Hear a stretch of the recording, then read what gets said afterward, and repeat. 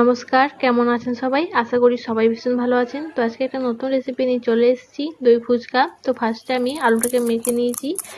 আলুটাকে ফার্স্টে সেদ্ধ করে নিয়েছি, কাঁচা সেদ্ধ লঙ্কা দিয়েছি, কুচনো পেঁয়াজ, কুচনো লঙ্কা, একটু ভাজা মশলা, একটু লঙ্কার গুঁড়ো, বিট লবণ, এমনি লবণ দিয়ে ভালোভাবে মেখে নিয়েছি আলুটা। এরপর আমি ফুচকার মধ্যে মাখা আলুটা দিয়ে দেবো।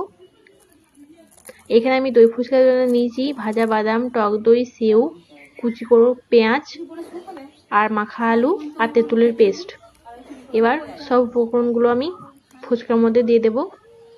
আমার চ্যানেলে যারা নতুন আছেন প্লিজ সাবস্ক্রাইব করে দেবেন, আপনারা সাপোর্ট করবেন তবে আমি এগিয়ে যাব। আর বেশি 1K হতে সময় নেই, প্লিজ একটু সাপোর্ট করবেন, তাহলে খুব তাড়াতাড়ি আমার চ্যানেলটা 1K-তে পৌঁছে যাবে। এবার তেঁতুলের পেস্টটা আমি সব ফুচকাগুলোতে দিয়ে দেবো। তারপর দেবো ভাজা বাদাম।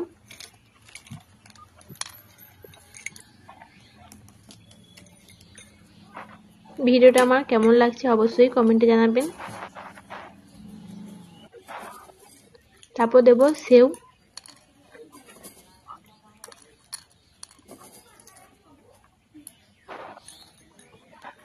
তারপর দেব কিষান সস,